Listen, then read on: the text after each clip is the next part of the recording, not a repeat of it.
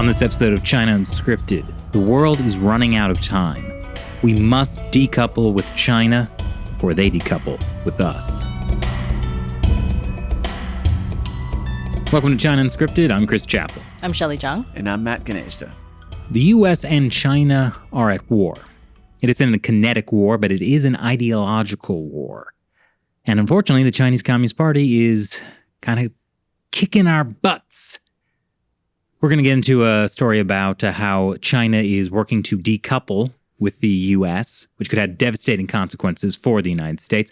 But first, since this is an ideological battle, and I don't think a lot of people really understand this, I think we should take a look at how the Chinese Communist Party celebrated its 100th birthday. I mean, have you seen some of those, the celebration they did? It was extreme cult-like behavior. Yeah, well, the Chinese Communist Party is basically the world's most powerful cult. It's a good way to put it. I mean, look, they are a cult. They force you to believe their ideology. It's very difficult to leave. Once you become a member, you have to pledge your life to the flag, essentially. You have to pledge yourself to the party. You also have to pay some amount of membership dues. So they're taking your money. They have a possibly charismatic leader that you have to follow. You can't stray ideologically or they punish you.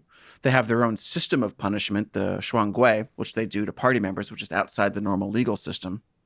Just like, and then, of course, all of the other things that they do to people. But like, those are pretty cult-like things, not to mention those creepy photos from July 1st. Yeah, but I don't think that, like I don't really like using the word cult for this because I think that just an exaggeration of what people experience on the ground in a lot of ways in terms of joining the Communist Party, because for most people, they think of it as basically when Jack Posobiec was on last week, we talked about how it was like the 1% of China, the party members. So they see it as a way of just getting up in the world. Like if you want to get a raise or a promotion at your company, you have to join the party. Or maybe if you want to get into a good, PhD program, you should join the party. I think this is really key to kind of what I was saying at the beginning about how this is an ideological war with the U.S. For many years, the Chinese Communist Party had to, in a way, play nice to lure in Western democracies to work with it, especially in the years after the Tiananmen Square massacre. There was a lot of suspicion. I just think that this is how most people kind of experience it. So they have to pay dues, but a lot of people just don't pay dues anymore. And then the Communist Party doesn't count them as having left the party. But so it's a party you can never leave. They essentially are not really part of it. Or, for example, But they have pledged to live and die for the party. Like that pledge doesn't just go away. So, okay, like I get where you're coming from. And I think the other thing that's sort of in favor of your argument is that the word cult is an ill-defined term. And it's mainly used as like a kind of general description of something that you don't like. So I get that. And yeah, there's like a, sliding scale of what's a cult versus what's a religion. Certainly you would agree, Shelley, that the Chinese Communist Party essentially has created a religion, right? I mean, they've basically they supplanted religions in China, essentially. Right, but the Communist Party has its own ideological system of beliefs, right? Yeah, and I think they've used increasingly religious language. This is kind of the point I was trying to make about the cult thing, that even from after Mao died and up until, the last few years, people joined the party because of just kind of like a personal interest type of thing, not because they thought that they really believed in communism, etc. It's like you joined something thinking it wasn't for real, but now it's for real. Do you know what I mean? Now it's kind of taking on the religious, or, when Xi Jinping says that you have to go to on a pilgrimage to Yan'an, where the party, had its base for many years, and it's a spiritual experience, or, they're kind of increasingly using that, or when you have increasing things like churches in China having to put up pictures of Mao and Xi Jinping, so it's kind of, I would say it's moving increasingly in that direction, but I think a lot of people wouldn't have experienced it that way up until very recently. So is it more like the Mao Zedong days now than it was under, say, Deng Xiaoping or Jiang Zemin? I think the party's always been there, but people didn't really take it seriously for a long time in terms of you had to go to take your Marxist-Leninist class at school, right? And everybody just did it. But nobody really thought that this is something we have to take seriously. But now, Xi Jinping has been very clear that what he doesn't want to do is become Gorbachev. Like, he's not really willing to put the party's power at risk. You're saying Xi Jinping essentially now wants ideological purity among party members. He's bringing the ideology back to the forefront in a way that it hasn't been. I think this is really key to kind of what I was saying at the beginning about how this is an ideological war with the U.S. For many years, the Chinese Communist Party had to, in a way, play nice to lure in Western democracies to work with it, especially in the years after the Tiananmen Square massacre. There was a lot of suspicion about what kind of regime it was. But now what we've seen is the party has gained so much power and influence and feels like they can do anything and Wall Street will be on their side. We've seen now that they can kind of show their true face, which is what the party has always been.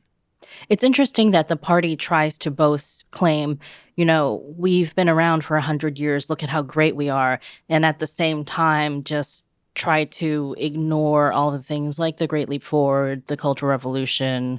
It's like we are the same party, but also we didn't do any of those things. And also not a whole lot of mention of how it was actually started by agents from the Soviet Union.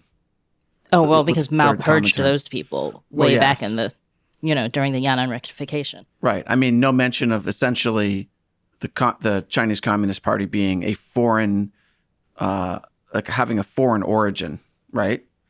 I mean, it's essentially Marxist-Leninist, which is itself Western and foreign, but also it was the Soviet Union's third Comintern that, came to China through its Far East Bureau and attempted to start the Chinese version of the Communist Party of the Soviet Union, which then Mao, he kind of like took that to be his own thing and purged the Soviets eventually. But like that's the origin of the party, which is not really something they want to talk about. I mean, that's the beauty of socialism with Chinese characteristics, is that they can kind of claim the legacy of, this Marxist party, but also claim the legacy of China and the 5,000 years of history, which they, of course, tried to destroy many times under their 100 years of existence.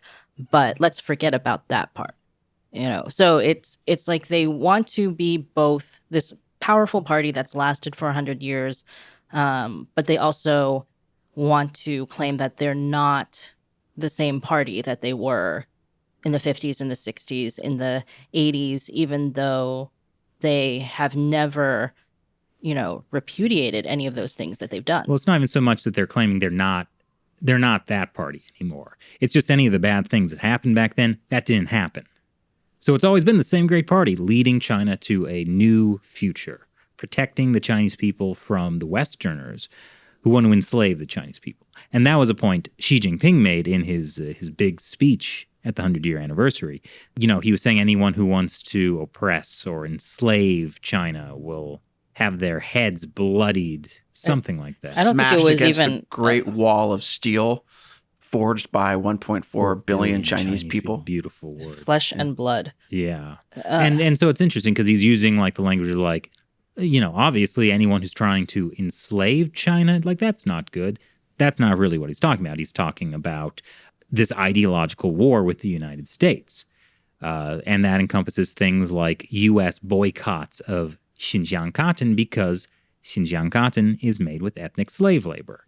Yeah, I mean, I think it wasn't just about enslaving Chinese people, because He said like oppress, enslave, it was Bully. bully. So the bully part, I think, is important because, a lot of countries talk about, oh, we won't be slaves or whatever. But the bully part is the type of propaganda that the Chinese Communist Party uses to basically claim that anytime anybody stands up to them or rejects something that they want to do, that is bullying China, right? And this ties into what you were saying about like the patriotic education that happened after the Tiananmen Square massacre. Now, you said that, the young people going to these Marxist-Leninist class, they don't really believe in communism. They don't really believe in the party. But that was not the focus of that. That was to implant this kind of ideology that you're talking about, where they are primed to be triggered by that language. Oh, yeah, we don't want to be bullied by foreign powers. The Communist Party is there to defend us from these Western bullies. So even though they might not be, waving around the little Maoist red books, they still have been implanted with this communist ideology that can be triggered very easily. I mean, that was the point of the patriotic education and the whole turn towards socialism with Chinese characteristics, because once they started becoming, everything was different from other Marxist-Leninist states, and the collapse of the Soviet Union meant that the collapse of communism in most of the world meant that they couldn't really draw on that strength anymore, so they had to kind of change it to be something else that they could. It's kind of like what North Korea did with Juche in a way. Yeah. Where they took Marxist-Leninist thought and then were like, okay, we're not Marxist-Leninists anymore. Now we're self-reliant. Is that the... Like, it's not self-reliant. It's something similar to that. But their Juche system is essentially a Marxist-Leninist communist ideology with like a little bit of rebranding, with a few things borrowed from the Christian Bible to prop up Kim Il-sung and how he poops rainbows or whatever. And then I think the thing is he doesn't poop. Yeah. But there were rainbows when he was born, something like this. We're getting some of the details of Juche ideology mixed up here. Well, but anyway, the point is that they just call it a different thing, and then it's their own thing. Well, this ties back into postmodernism in general, which is kind of a lot of where communism is coming from. There are no actual hard and fast definitions to things. Things can be whatever you want them to be, and that's been very effective in how, I know you've talked about this a lot, Shelley, how the Chinese Communist Party can manipulate language to be whatever it wants, to serve whatever needs it has. Right, so I call myself a nice guy, and I can define nice however I want. Exactly. All right. Exactly. Well, so for the celebration of the 100-year anniversary, the Chinese Communist Party released a white paper on human rights, and it said they have the best human rights. Yeah, because everybody's universal human rights are definitely universal, but every country interprets them in a different way. Yeah, that was how they right. did it. And they defined it as like subsistence, and I forget the other word. Development. Development, economic development. So as long as the party lifts people out of poverty, no mention of how they kind of changed the definition of poverty, as long as that's the case, then they're providing the best human rights, because also they're providing human rights to more people because they have a fifth of the world's population. I'm really glad we now have the podcast on video on YouTube so people can see the quotation marks that you just did. Can't people hear the quotation marks? Well, no, it's like, human rights or human rights. The second one had quotation marks around it.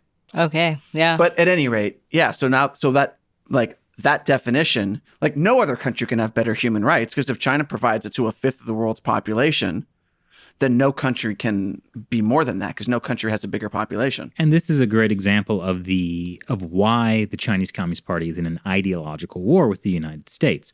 Essentially what the Chinese Communist Party is saying is, we have our definition of human rights. You can have yours. Just don't force your values on us. And to a lot of people, that sounds reasonable. You don't want, other cultures, other people forcing their beliefs on you. But if you look at what's happening to the Uyghurs, that's evil.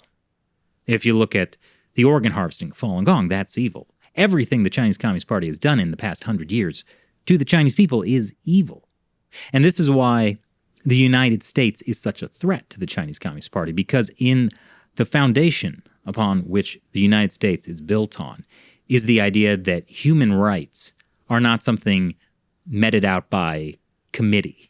They are inalienable rights that are bestowed, that are a fundamental part of human existence given by the creator or nature. These are the words the founding father are using, but that they are something transcendent, not something that a government can choose to give or not to give.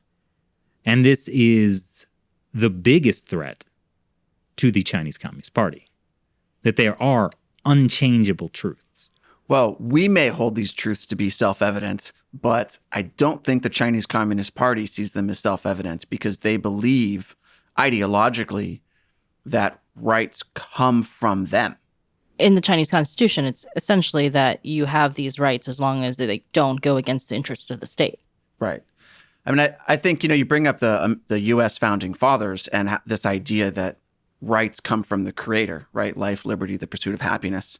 Also, it's interesting the context in which the Declaration of Independence was written, right? It's like you had a sort of elite group of intelligent, well-educated men in the American colonies. And, okay, you're giving me that look because, yes, there's some things that are problematic and some of them were slave owners. But that's true. That's not the direction I want to go in. But the point is that they were these very intelligent, educated men who were feeling that they were oppressed by an even greater, eliter, more powerful group, which was the British king, the English king. The group that was the English king. That's why they say we. Yeah, exactly. Right. And so. Okay, well, I understand. It actually was Parliament, but they, for political reasons, didn't want to say it. Okay. Thank you for being accuracy ninja. The point is that you had people who had this ability to create a new system who were themselves feeling this sort of yoke of oppression.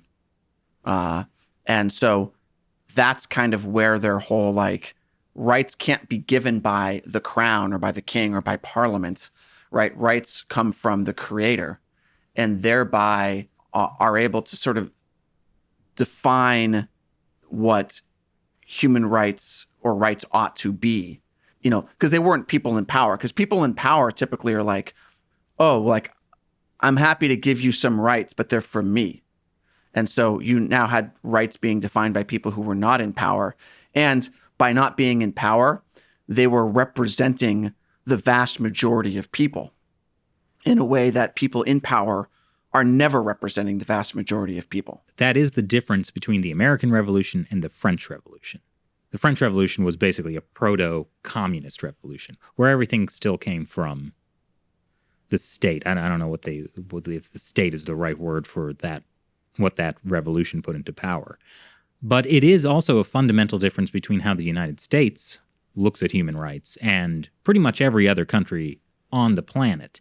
Most European countries don't look at it like this.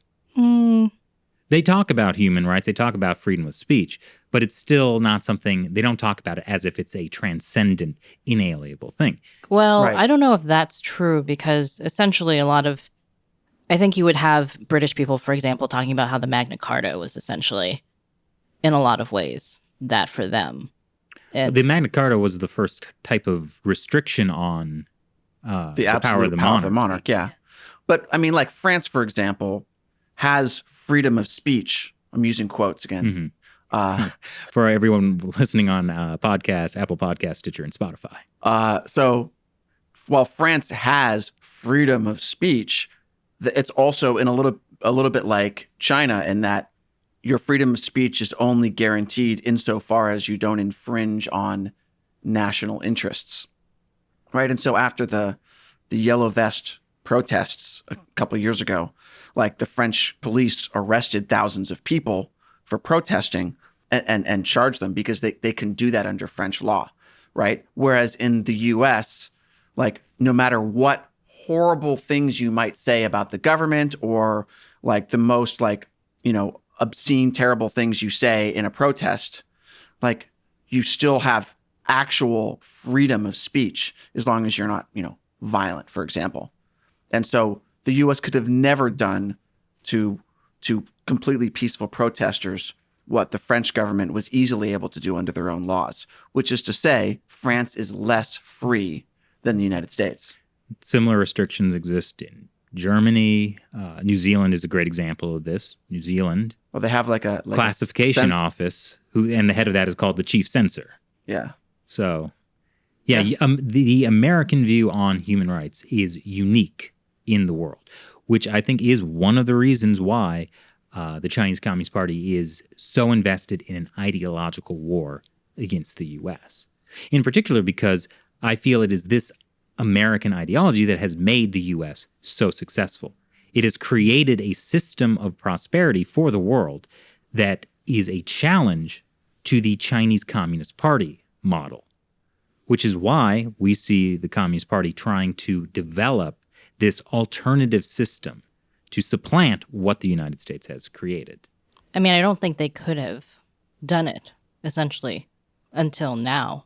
They always did not like relying on the U.S. or Western systems, but they basically made a calculation that they couldn't really go up against it economically, especially. Mm-hmm.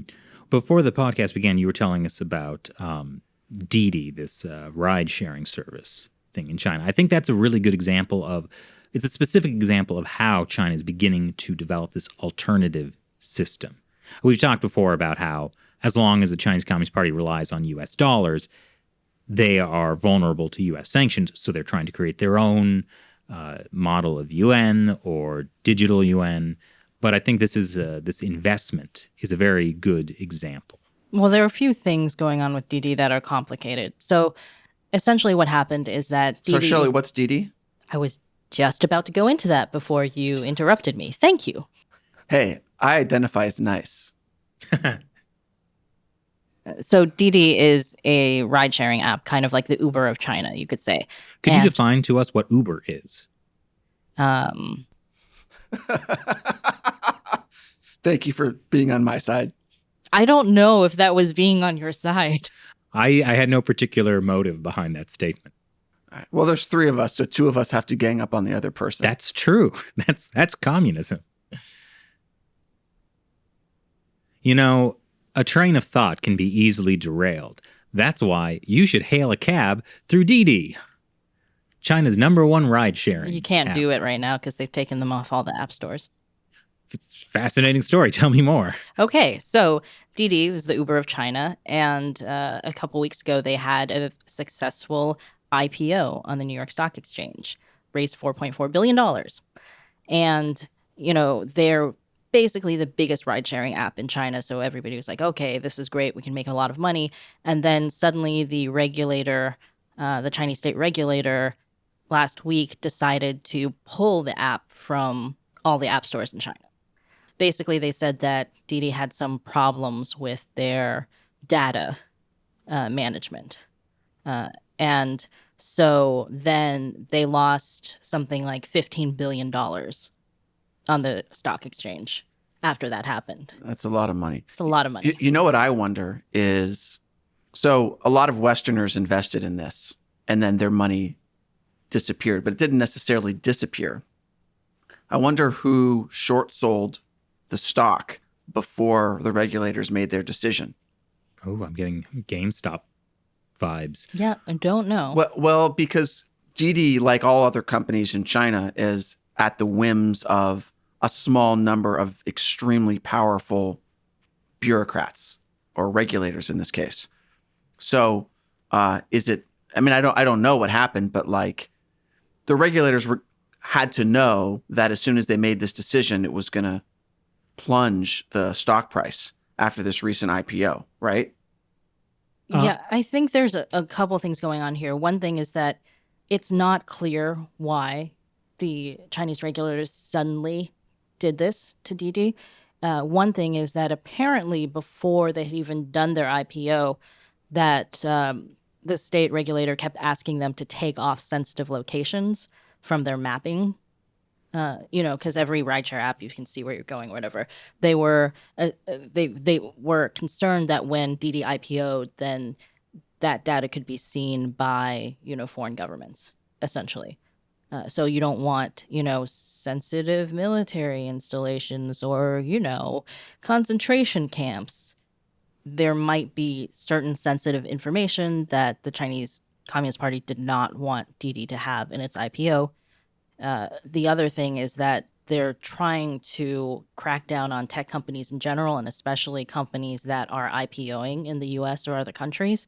So they don't really want these companies going out to get foreign investment in New York or in London anymore, which is the way that a lot of Chinese companies have been doing it for years. That's a big change. Yes. So, for a long time, this was a great win-win for Chinese companies and the Chinese Communist Party, because these companies would come abroad, get a lot of foreign investment, and then that money goes into China. Particularly right? US dollars, yeah. Yeah, and the party relies on US dollars to manage their monetary system. And they don't like that.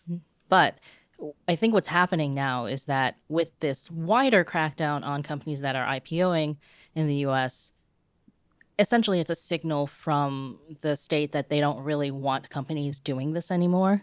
Maybe they prefer companies to IPO in Shanghai or Hong Kong. And therefore, it's a way of decoupling with the US, because they essentially believe now that there's enough interest from foreign investors that the foreign investors will happily come to China instead. And this is big because in the Trump administration, there was a lot of talk about the U.S. decoupling from the Chinese economy. And the Chinese Communist Party hated that idea. They frequently said how bad that idea would be. However, they don't want the U.S. to decouple from China, but they would love if China could decouple from the U.S. And those are different things. Yeah, so the Chinese way of decoupling with the U.S. would be, well, we're not going to bring our companies to the New York Stock Exchange so you guys can make money here. You're going to have to come to China and do your business in yuan. Wasn't that what that Chinese professor was saying? Yeah, basically. I mean, it's not like he was an especially high up person. I think he just gave some accurate analysis. Had his finger on the pulse. And, this is something we see with, companies like BlackRock going into China now and being told, well, you can set up your mutual funds here and you don't need to have a, Chinese partner company anymore. Citi, Merrill, a lot of these companies, financial companies, are being told, well, now you can come into China.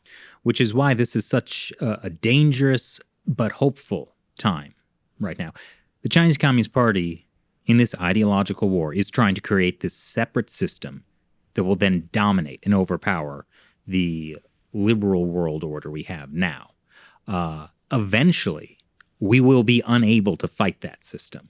Yeah, as soon as they can basically get off the dollar, then, for example, sanctions against Chinese officials for human rights violations, for genocide, won't work anymore. It would mean as much as China sanctioning Ted Cruz right now. Which they did. And Ted Cruz is like, I'm not going to Shanghai. So it doesn't really matter. I don't have any money that goes anywhere near China. So that's what they're trying essentially to do. And you mentioned Xi Jinping's speech earlier in the podcast, and we were all talking about the whole, bloodied heads against that Great Wall of Steel. And I think a lot of people hyper focused on that because it was violent imagery. But in the rest of his speech, a lot of what he was talking about was this idea that China is going to decouple from the rest of the world, that we need to depend on ourselves. We need to grow our self-reliance in China, our businesses. He talked about all of this stuff in that speech. And it's not the first time that he's explicitly said this. He said this when last year when they were coming up with the 5-year plan that, we are going to essentially, he said, we need to decrease our dependency on other countries while also making other countries more dependent on us for, manufacturing and things like that. He was talking about decreasing the dependence on, natural resources from other countries, that kind of thing. He doesn't want China to rely on Australian, iron ore to make steel, that kind of stuff. But he wants Australia to have to come to China to buy electronics. And this actually segues really nicely into the other big news item recently, China's space ambitions. Recently, China just completed its first manned spacewalk. It successfully sent 3 astronauts to the beginnings of their space station, what they will call an international space station. The Tiangong. Heavenly Palace. Beautiful. And so this ideological war is even extending into space. The Chinese Communist Party is trying to dominate space, and if it does, it will be able to deny access to anyone that doesn't play by the party's rules. Already, they are developing space weapons that can blind U.S. satellites, which, if that happens, say goodbye to GPS. That would not only hurt Uber, which is the American version of Didi, for those who don't know. Well, I think actually, as well as military GPS. You joke, but as soon as it becomes like that, that's a sign that, that's right, that they've won the war. That, like, if we start referring to Google as the Chinese version of Baidu, or the American version of Baidu, or whatever, right? Twitter, America's version of Weibo. But if they destroy the American GPS system, there's always China's competing system, exactly, which is called the Beidou. Beidou, yeah. Which they only finished everything last year. Like, they launched the last satellite just in time for us to all switch over to their system. But this is really a huge threat. China is teaming up with Russia. Last space race was U.S. versus Russia. Now it's going to be U.S. versus Russia and China. It's already not so good. And China and Russia are working to be the first to build a moon base, be the first to have an orbiting station around the moon. Remember when Newt Gingrich ran for president back in 2012? He was a prophet. And he wanted to build a moon base, and everybody was like, this guy is so nuts, And it really is a shame, because America's enemies were not joking around with this. We are in a very dangerous situation if Russia and China control space. Space warfare is essentially already here. Yeah, I think that people think of, Star Wars or something. When you think space warfare, you think of like pew, pew, pew in space, but that's not really what you're talking about. In space, no one can hear you, pew, pew, pew. Mm-hmm.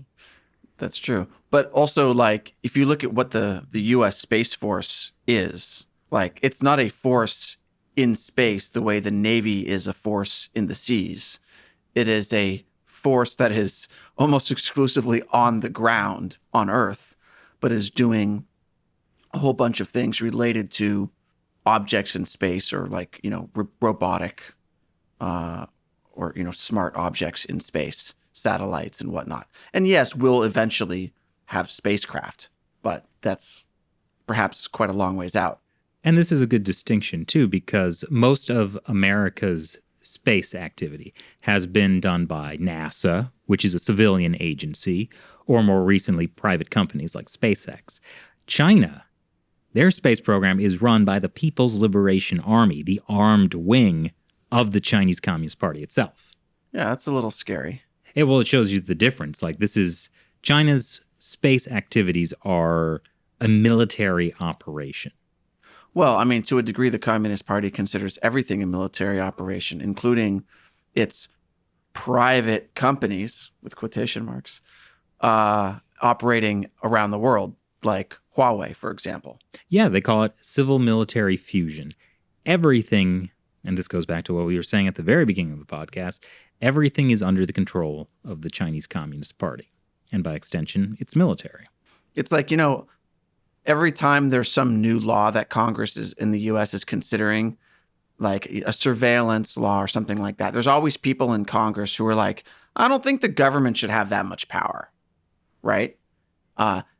And, in China, every time there's something that they want to do that's going to give the Communist Party more power, like, okay, they just take it.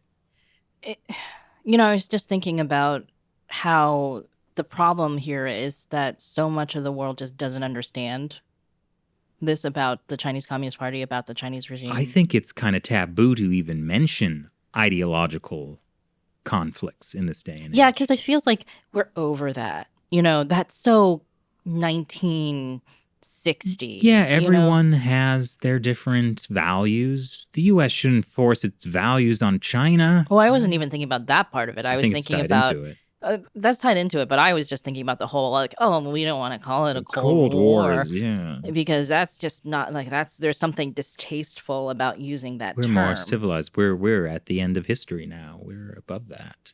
And If we're not careful, we will be at the end of history. Yep.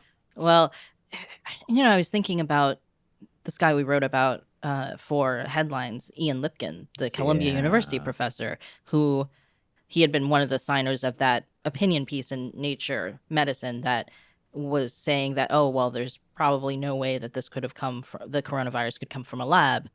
And then, it turns out that he has all of these ties with the Chinese Communist Party because he got the top award for foreign scientists at a ceremony presided over by Xi Jinping. He got an award from Dr. Shi Zhengli, the bat woman, the one who was doing coronavirus research at the Wuhan Institute of Virology. She gave him an award.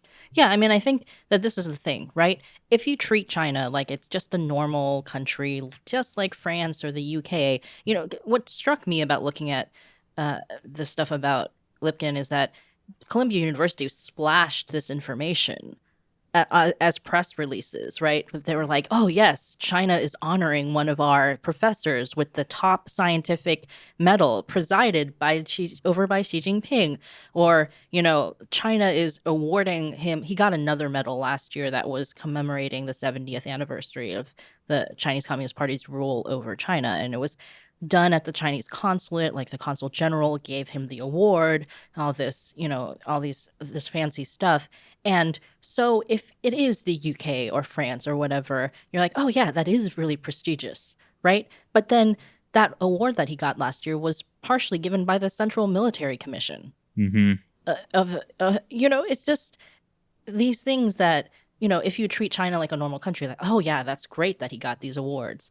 If you treat them like a authoritarian regime that's committing genocide, it's like, do you really want to be splashing that all over the front page of your university that like your professor got an award from a country that's committing genocide? It makes me think of recently we had Youngmi Park, the North Korean defector, on, and she was sharing with us her experience at Columbia University and how this kind of woke ideology has taken over the school, and it can have massive foreign policy effects.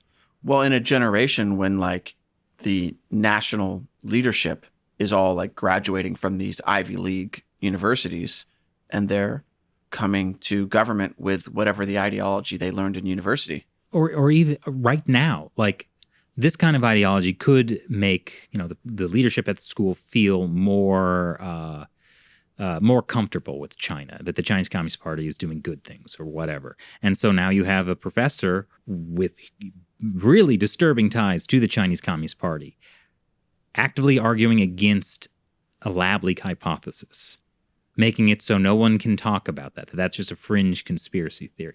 That's already having a huge impact. I mean, I'm not even saying that he's necessarily doing this out of some kind of because he's a stooge for the Communist Party or anything like that. It's just that he started working in China after the SARS outbreak in 2003. And so, he worked with all these scientists and I'm sure they did some good things in terms of like, building, a better pandemic response system in China or whatever. But then it would have worked great if it had been designed in a way that didn't rely on the Chinese Communist Party. Well, what happened was that people were afraid in Wuhan to report it.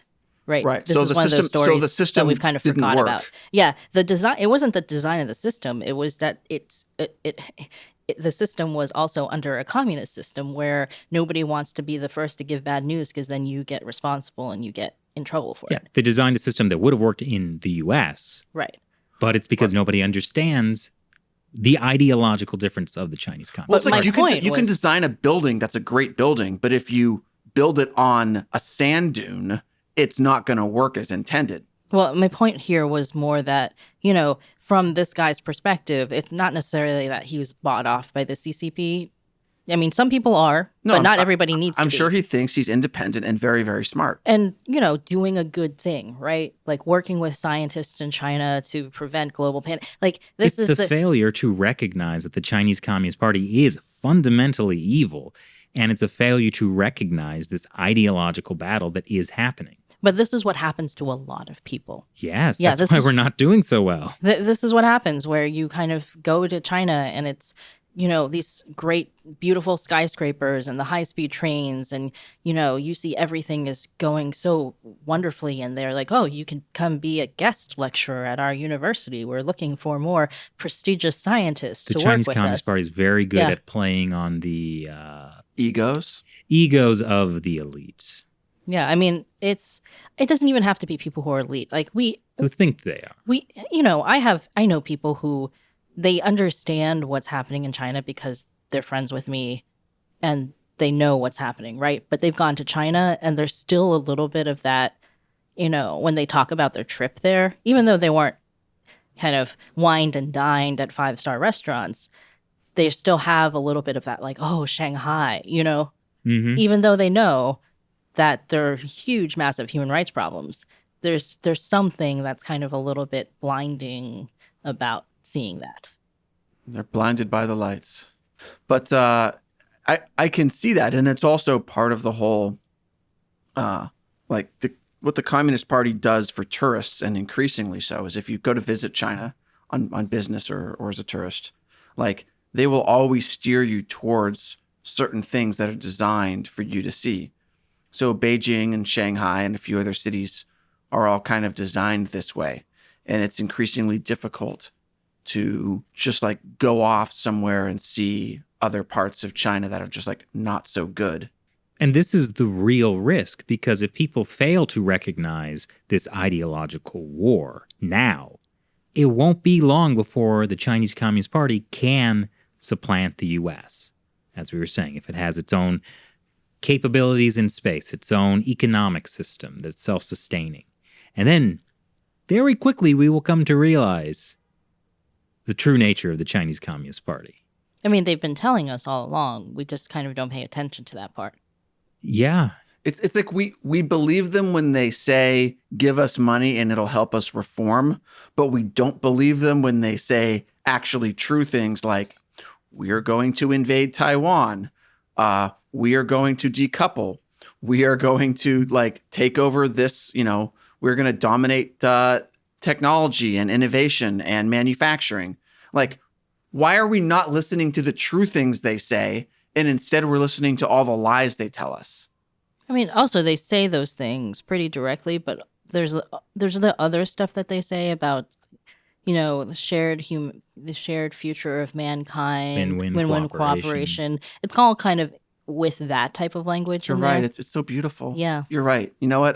Let me retract what I said. I think we should just try to establish a win-win mutual cooperation with China. Mm-hmm. And it'll help them, adopt our values. If only we had a time machine. To assassinate Marx? No, I don't think that ever works. The time travel What would you assassination want to use the time machine for? should assassinate Rousseau. He started a lot of this. No, I see you've been talking to Josh again. What? And I've been reading, Shelley. I have some literature you should read. It's like if you had an actual working time machine, is that what you do? You go back and assassinate someone? No, I was actually just thinking about going back to like the 90s and stopping them from, I wasn't even thinking that far back. I was thinking about going back to the 90s and getting one of the original Tamagotchis. They have an app on the phone now. Oh, that's okay.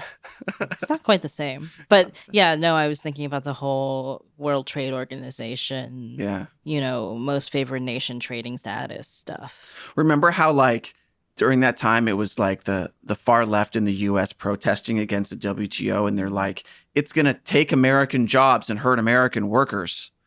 And then Bill Clinton and the Democratic Party were like, no, that's too extreme. It's going to be fine. Let's work with China. And then when Donald Trump says pretty similar things, albeit with a different tone, about China taking American jobs, it's like suddenly like he's off his rocker. Racist and xenophobic. I mean, not to defend some of the ways in which Trump said things, which aren't exactly phrased diplomatically, to say the least. But at the core of it, like the people who are opposed, regardless of where they are on the political spectrum, the people who are opposed to doing more trade with China were right all along. And they've just been poo-pooed all along because there are certain interests in the U.S., namely Wall Street types and other elite types tied to Wall Street, that just want this trade and this, opportunity, irrespective of what it does to our value system or our own American economy in the long term. And the sad thing is they are ultimately useful idiots. The Chinese Communist Party will present them with the idea of oh yeah, you will also get to be the elite. This is kind of like what we were talking about with Jack Posobiec the other week, how to these guys, to the Bloombergs or the Elon Musks, life is a game of Sim City. And they love going to China and talking about the infrastructure. And oh yeah, I can put a nuclear plant here and a highway here, just like Sim City. And you never have to worry about the stupid little Sims who you bulldoze their houses to make things over.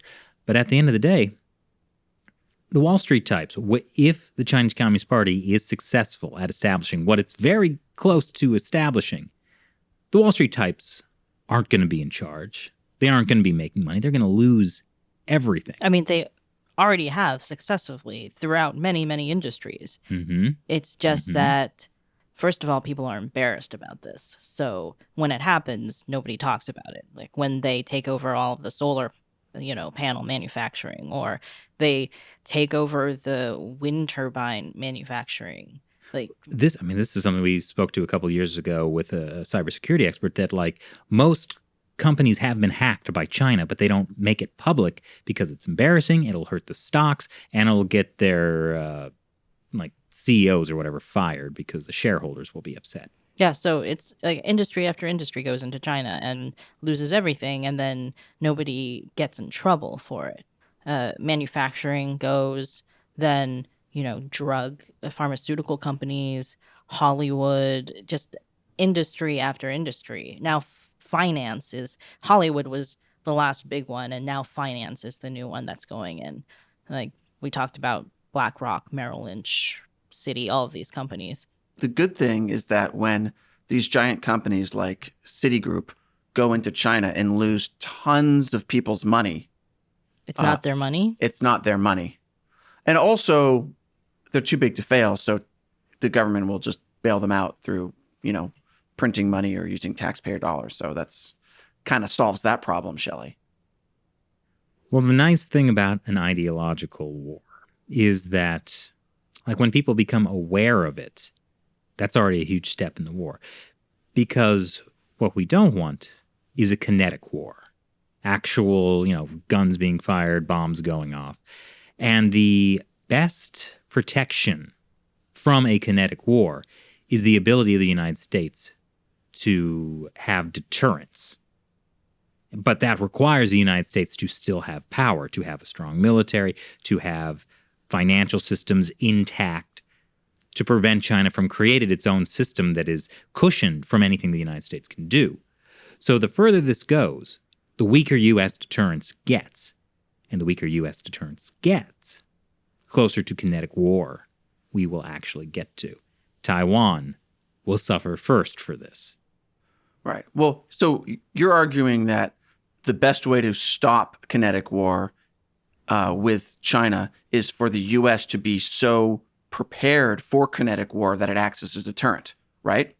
It's very similar to how the U.S. dealt with the Soviets. Right. So let's now map that onto everything else that China is currently at war with the U.S. over, whether it's, drug warfare, media warfare, legal warfare, and so on, right? If the U.S. could be robust enough in its own systems, then that would act as a deterrent to stop China from taking over. So like manufacturing, for example, the Communist Party sees itself in a sort of trade and manufacturing war with the United States. And they actually view it as this warfare. And so if America can have its own system of manufacturing robust enough, then that's a deterrent for China to be able to use it for anything, because they just can't. And so now map that onto like everything else. Just a that quick we've given to for China. example for that point. At the start of the coronavirus outbreak, the U.S. doesn't manufacture any PPEs anymore. Oh, yeah. I want to talk about this. And so at the start of the outbreak, China told the U.S., told the Trump administration, don't talk about the origin of the coronavirus. Otherwise, we're going to cut you off from getting PPEs. And that would have cost American lives. Right. But like, you could say, oh, America had no way of knowing that like PPE was going to be a thing in 2020 that we would need to have manufactured in the U.S. But they could have, actually. Well, they could have. But my point is that there's a whole bunch of things that we've offshored to China, whether it's manufacturing or just even other things, printing books and so on. Hey, maybe we should be able to make antibiotics here again. Right. And so everything that we don't know, like we can't imagine that China's going to use this against us, but like doesn't matter. We still need to have it be here. And there's a really strong argument for being able as a sovereign nation to control your own industries or have them, at least within your borders. It's going back to traditional nation states instead of this globalist. Right. Or if you had to have them outside your borders, you would want them in places a friendly country, yes. like Canada or UK. I mean, I have Mexico. But yeah, like we're countries that you're very unlikely to go to war with, right? Like or not currently in a war with, like China. Well, we're not at war with China. China's at war with us. What can I throw at you? Well, no. Well, that he's actually right. is a good point. He's right. Yeah. I thought you were going somewhere else with that. But yeah, you are right. They had war with us. We're not at war with them.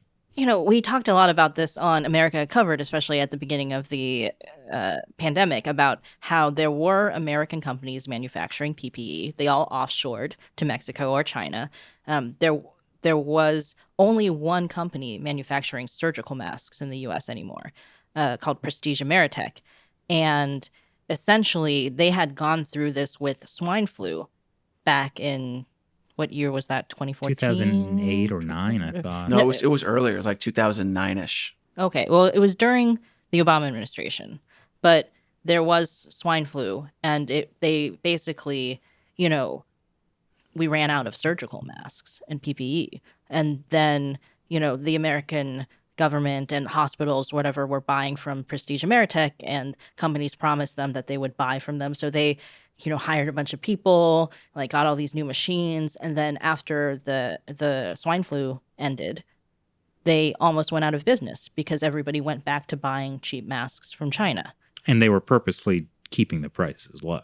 Yeah. And so this is happening again right now. So there are companies that have started in the U.S. to manufacture N95s and surgical masks in the U.S., and they're currently being, undercut by China, dumping cheap masks, like for a few cents each, to the U.S. And it's not that they're manufactured. Yeah, it's cheaper to make a mask in China, but this is cheaper than the manufacturing price. They're actually dumping masks.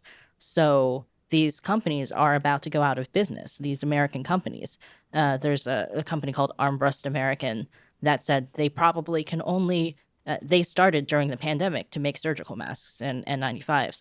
And they're like, we probably can only run for another 4 months if nothing happens, if hospitals don't stop buying the Chinese masks and start buying the American masks again, if the U.S. government doesn't start, ordering from us this kind of, or protect us in some way, right?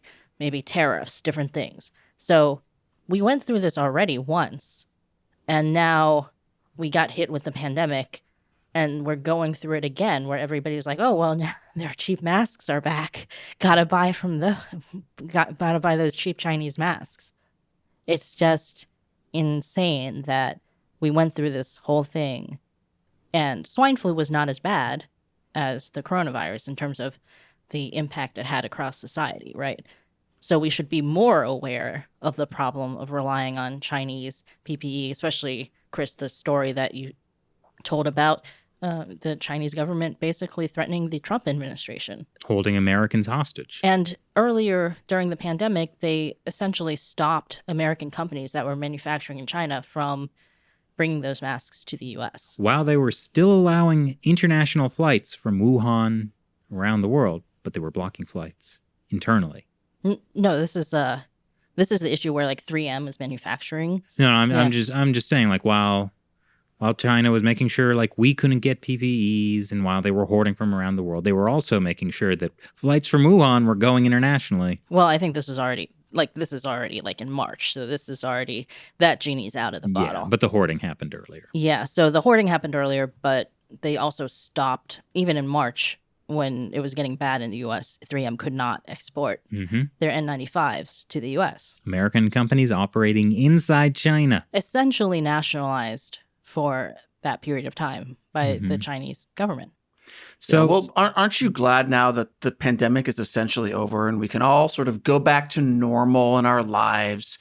And part of that is burying our heads in the sand again? Yeah, going back to China to do manufacturing. Yeah, what's Why the problem? not? I see no possible downside to this. So what is the solution? The best I can come up with is time machine assassinate Rousseau.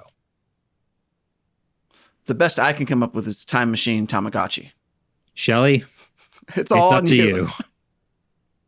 Well, is there anything we can do that doesn't rely on the time machine? Not that I can think of. Okay. Yeah, me neither. No, help us, Shelley.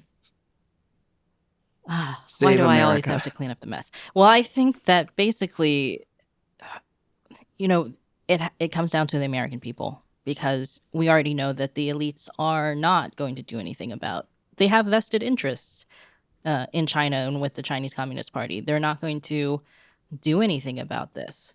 For them, it's about, as long as they can make money, they're not going to say, well, yeah, we should probably pull our manufacturing out of China. It needs to be a conversation Americans are having with each other, because big tech does not like people talking about this kind of stuff. There's a reason why none of our shows are like #1 on YouTube. It's impossible to find any non-mainstream media news source on YouTube anymore. So people need to, I guess, watch our things. But the main point is they need to take this information and educate themselves and talk to others about it. Because we can't rely on just people somehow understanding this. And we need to elect officials that understand when people this. when the people understand, they'll elect officials that understand. Because, again, we can't really rely on corporate America. And, I mean, it has to be kind of a populist thing, really. Because there are many U.S. officials that are essentially bought off by the CCP, right? Like there was, what was it? The George Bush Foundation gave I forget, I'm going to have to look this up, but it was like this George Bush China Foundation gave their, lifetime achievement medals to Henry Kissinger and Dianne Feinstein. Like a month ago. I'm getting the name of the foundation wrong, but the idea is this foundation that George Bush, of course, was an ambassador to China back in the day. And then after the Tiananmen Square massacre, he sent a secret delegation to China to reassure the Chinese Communist Party that, like, don't worry, we're going to have to, we're going to have to say some bad stuff about you now, but eventually we're going to work together again. And the sad thing about this story is, whatever this Bush Foundation is called, that should have been panned in every single media outlet. The fact that they give this award to Kissinger and Quislings, Feinstein. I mean, Henry Kissinger, obviously. By the way, this last week was the 50th anniversary of Henry Kissinger's secret trip to China ahead of Nixon going there. And then, Dianne Feinstein, has been... her husband does so much business in China. She's been in bed with Chinese interests for decades in the Senate. And then, of course, there was the whole her driver was a secret Chinese spy thing. But that almost seems incidental. It's smaller versus everything else he's done. But yeah, it's sad. Like, I mean, there's a lot of media like have great journalists doing great reporting on China. But at the end of the day, most American media is owned by one of 5 mega corporations, all of which have business ties in China. So this, we can't rely on these systems anymore. We can't just rely on the government to take care of things. We can't rely on the media to educate us. We have to do things ourselves. And people, the populists on the left and right have a lot more in common with each other than the elite. But it's almost like the elite want people on the left and right to fight each other instead of fighting the elite. How about that? Huh. For everyone listening and not watching the video, you've missed some great body language acting from Matt. Yeah, thanks, Chris, for your sarcasm. Yeah. Well, I think one of the clearest examples for people about how good the word of the Chinese Communist Party is good old Hong Kong. One country, 2 systems. So an American lawyer has been arrested. Yeah, because he got involved with what looked to him like this older guy beating up a younger guy. In 2019, this American lawyer saw this old guy just beating the crud out of a teenager. And he was like, hey, are you a police? And the guy's like, no, I'm not a police. I'm not a police. And so he intervenes. He stops this man from assaulting a teenager. Turns out the guy actually was a policeman, and now he's going to jail for assaulting a police officer. Yeah. So, I mean, it part of that is just showing you that the police in Hong Kong can now operate with impunity. Part of it is perhaps the retroactive nature of Hong Kong laws. Well, the laws that weren't supposed to be retroactive. Right. Yeah. But they are retroactive. And I mean, I think this is something that is not true in a lot of countries, but in America, it certainly is that if you commit, if you do something that it was legal at the time, but then you're arrested now but then a new law is passed that makes it illegal. You cannot be charged with that crime because at the time when you did that action, it was not a crime, right? Like if the U.S. outlawed good looks, you'd be fine, Matt. But I'd have to get really ugly really quick. That's true. As soon as you carry on those good looks. Shelly, why are you so uncomfortable suddenly? Okay, nothing. So at any rate, American lawyer, him being a lawyer is kind of irrelevant to the story. It's just a little bit ironic because, he was someone who was probably somewhat aware of like what's allowed and what's not allowed. Yeah. And like by assaulting this police officer, it's like when the police officer kind of lunges with a baton, he like grabs it and like holds him back. It's not like hammer fisting his nose into his skull. Right. So you're saying the police officer pulled kind of one of those football things where they fall on the ground and they're like, Yeah, I mean, with Hong Kong, there was a lot of talk recently in the last year about whether essentially protesters in 2019 pushed too far. Mm-hmm. And that's what caused the national security law to happen and this huge crackdown that's happening in Hong Kong now. But really, from the time that the UK and signed the Sino-UK joint declaration with the Chinese Communist Party, Hong Kong's fate was already written. Because it goes back to ideology. They cannot allow one country, 2 systems. They can't allow a separate ideology. It was a beautiful lie. It certainly duped the Queen. Well, and Margaret Thatcher. But it's interesting because somebody was going back and looking at Wall Street Journal articles and opinion pieces from the 80s. Mm-hmm. And essentially the Wall Street Journal had been saying, before the Sino-UK joint declaration was formally signed and afterwards just repeatedly going, this is a bad idea. Screaming this is into the void. Yeah, like this is not going to work out. The people of Hong Kong have been betrayed. Yeah. Curse you and your sudden but inevitable betrayal. Yes, But this is again the thing where, people just act like, China is a normal country. It's nice to have our heads in the sand, isn't Right. it? And then also like this idea that, oh, well, the problem is the protesters who went too far. You're blaming the protesters. You're blaming up to 2 million people in the city who've been involved in one or more protests. You're blaming like non-violent people who didn't assault civilians. They didn't like, it's insane to start blaming protesters for something that Instead of the regime that's committing genocide is doing. yeah. Yeah, this was a foregone, as you mentioned, Shelley, a foregone conclusion when the Sino-British Joint Declaration was signed. I mean, fortunately, Hong Kong is still not quite mainland China yet. I know a lot of people in Hong Kong are kind of looking at Falun Gong as the barometer. Falun Gong, brutally persecuted in China, but allowed in Hong Kong.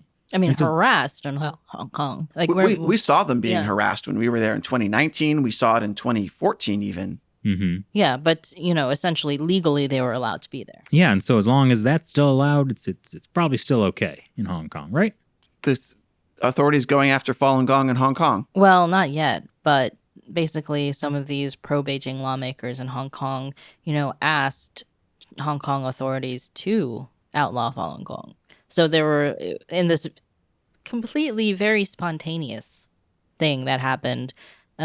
First of all, Hong Kong's legislature is now just like a puppet legislature because they kicked out essentially all of the pro-democracy people.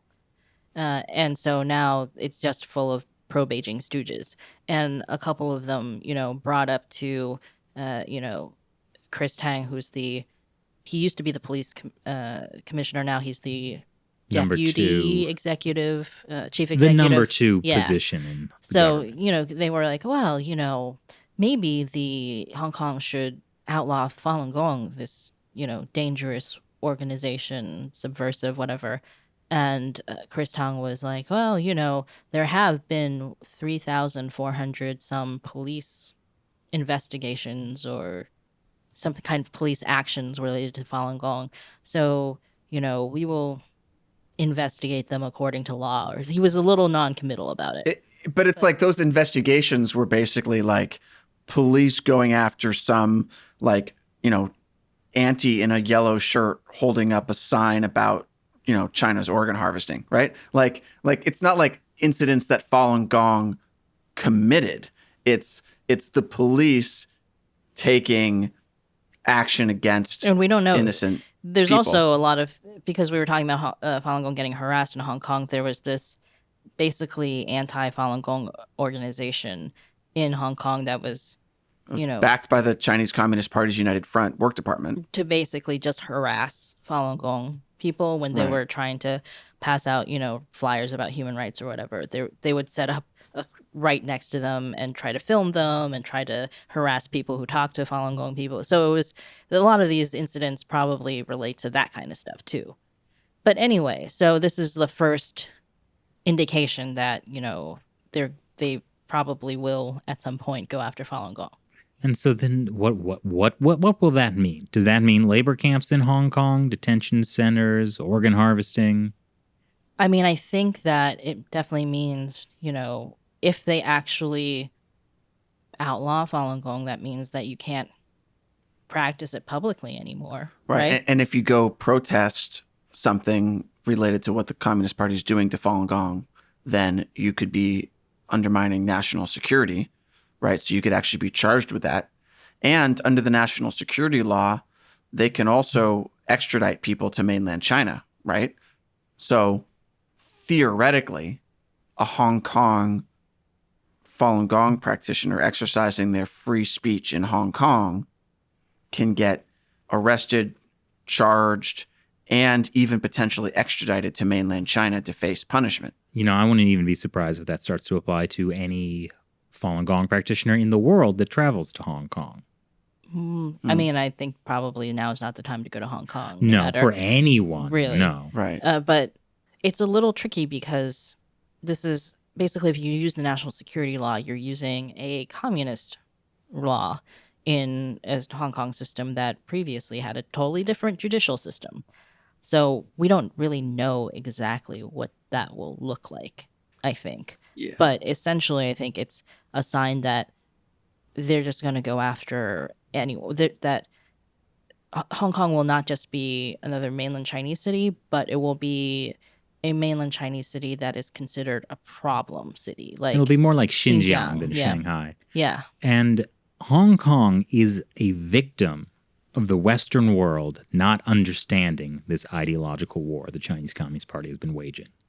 If the West had been strong, that would have been deterrence to stop the Chinese Communist Party from doing that. If Great Britain hadn't even give up. We'd have to go back to the 80s, I think, because once they gave up the administration of Shelley, Hong Kong. We'd have to go back to Rousseau. Once they gave up the administration of Hong Kong to the Chinese Communist Party, there was this is the problem with the Sino-British Joint Declaration. There's no enforcement mechanism, right? So if you violate it, well, whatever. Yeah. But they promised not to violate it. Yeah. So that worked out great. But, we're going to see essentially the Great Firewall in Hong Kong. Yep. We're going to see either some type of, and this is not maybe very soon, but there are going to be things like, detention center camp kind of things for ideological crimes against the Chinese Communist Party, either in Hong Kong or you're going to be shipped to China. Mm-hmm. All of this stuff that comes with CCP rule is going to be in Hong Kong. The surveillance is coming, like everything like that. Yeah, I mean, I think we shouldn't pretend to ourselves that Hong Kong will be different because it's Hong Kong and they still have this one country, two systems. It's going to be all of the horrible authoritarian things. And some of them may appear to take on different forms, like because the legal system is different in terms of how it's structured. But fundamentally, it's all communist now, as the sort of communist ideology infiltrates. Because you can't have, once a legal system is compromised by like a communist power, then the only thing that's different from mainland China is the form, right? But fundamentally, it's going to be exactly the same thing. So yeah, like everything, pro-democracy people, dissidents, religious people, including Falun Gong, Tibetan protesters, rights lawyers. I hope there aren't any Uyghurs in Hong Kong. Yeah. So all of the groups are eventually going to be persecuted in Hong Kong because the Communist Party considers Hong Kong China. And that is exactly what is in store for Taiwan if the U.S. fails to defend it. No. Taiwan will be different because there'll be one country, two systems, and it'll be a separate system, Chris. Now imagine this regime being the dominant superpower. That's what we have to fight. The average between a liberal democracy and authoritarianism, if you try to find the average, it's authoritarianism. I don't understand that. It's all authoritarianism until you get to a government that restricts its own power and it restricts its own ability to go after people. And there's only a small handful of countries that actually do that, right? Like maybe 1 in 10 countries, at most 1 in 20 countries has meaningful limits on its own power. Like most countries are authoritarian, right? And so as soon as you start having the Chinese Communist Party grow in terms of its superpowers, ability to be involved in the financial systems and dominate trade with more and more countries, it's going to seep into everything.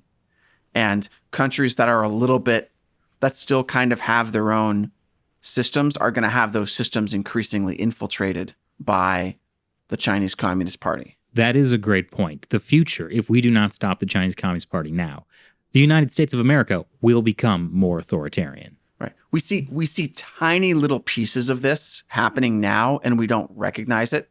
But like a good example is what you mentioned on Friday on China Uncensored, Chris, is Anne-Marie Brady is a New Zealand professor who made a comment on Twitter making fun of Chinese leader Xi Jinping. Quite mild. Very mild. And then Twitter briefly suspended her account. It wasn't suspended. It was restricted. It was restricted. So Twitter took an action, right? Which is the kind of action the Communist Party would have wanted. I'm not saying they took instructions from the party, but like this little thing that's an American company restricting free speech because they think that's what China would want, even without a specific instruction. With Twitter, it's quite possible what happened was that like a lot of like pro CCP people reported.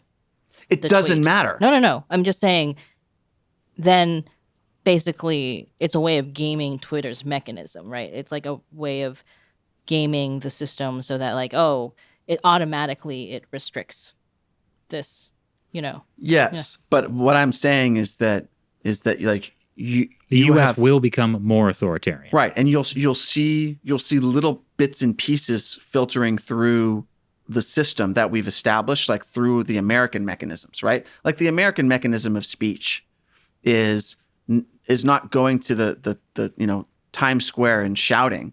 I mean, some people still do that, but those are typically crazy people. The way that people have speech now is through platforms that are owned by some company, Big right? tech. And we will start to increasingly see, if we're not careful, the sort of the Chinese Communist Party's influence filter through these tech companies. I mean, we already are seeing that. I'm not saying the tech companies are doing it. This is why I wanted to make clear what probably happened with Twitter, because you don't even need the companies themselves to be like, we're going to listen to the CCP.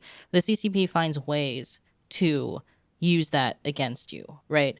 For example, on YouTube, this whole sudden flood of Xinjiang genocide denialism from YouTubers in China, right?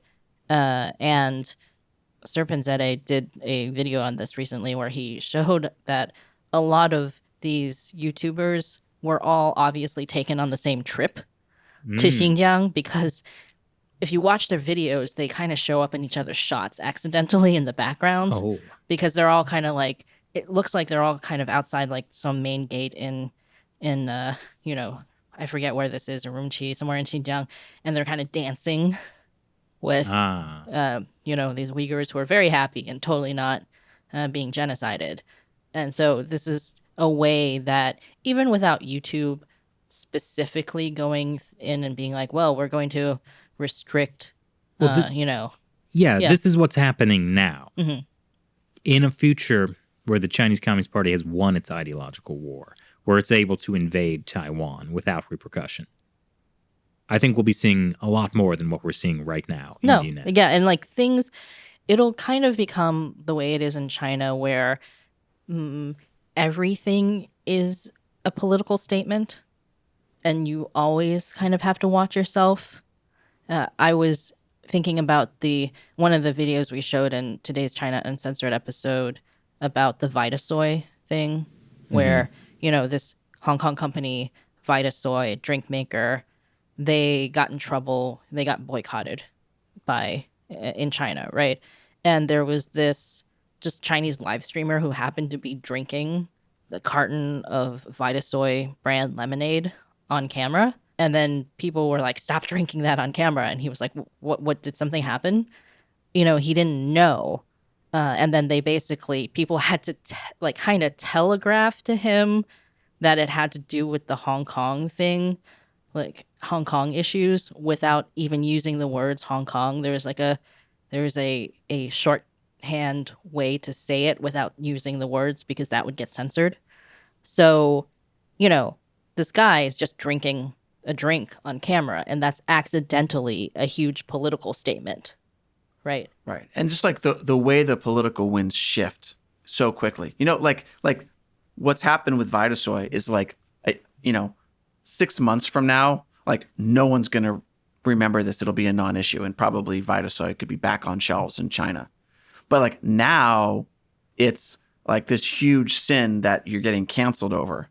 So, but like this is the same. I remember when you mentioned Serpent ZA, and when he was on our podcast, he was talking about how when he was in China, there was like briefly this political wind that shifted against Apple, and everyone had to throw away their iPhones, right, and waste like all their money that they'd spent on their iPhones. But that's because like iPhone was like Apple was not okay. But like everyone has iPhones again now, so it doesn't matter, right?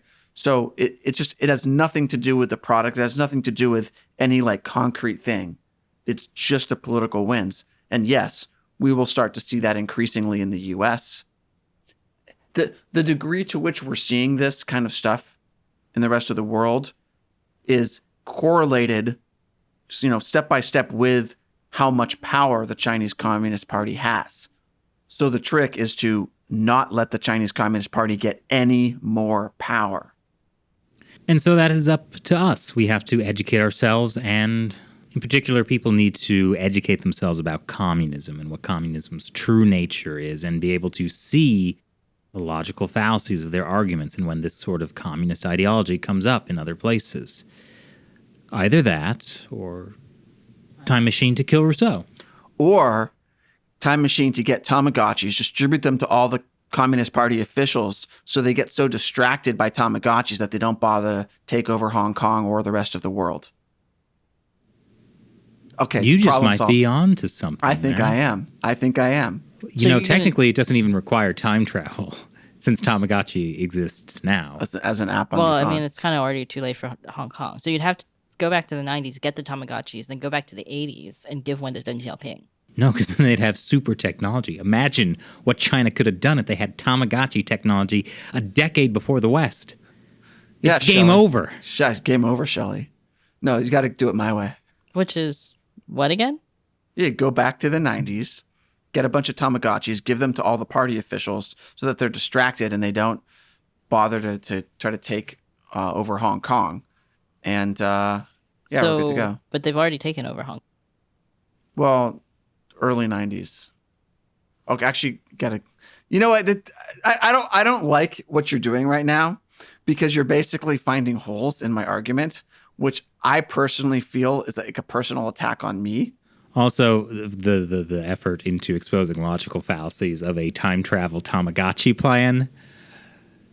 Yeah, it's beneath you, Shelley. Yeah, there's also obviously the issue of when you travel into the past and then you go back to the future. Which future are you going to? Right. That's true. Well, that's Back to the Future rules. Well, do you have branching futures, or do you have one single future that has to unify based on what was done in the past? So there's a lot of complications that we haven't addressed. And thank you for joining us for this kind of hard-hitting China analysis that you can't get anywhere else. Hey, I love talking about time travel stuff. Save it for the video game channel. Okay. Or the history channel. Is there a time travel video game? Yes. Many games have you travel through time. Yeah. What about Zelda Ocarina of Time? And N64. That was I'm not old. Anyway. Thank you for watching. Once again, I'm Chris Chappell. I'm Shelley Jung. And I'm Matt Gnezda. And we'll talk to you next time. Unless somebody assassinates Rousseau, in which case everything will be different. See you next time.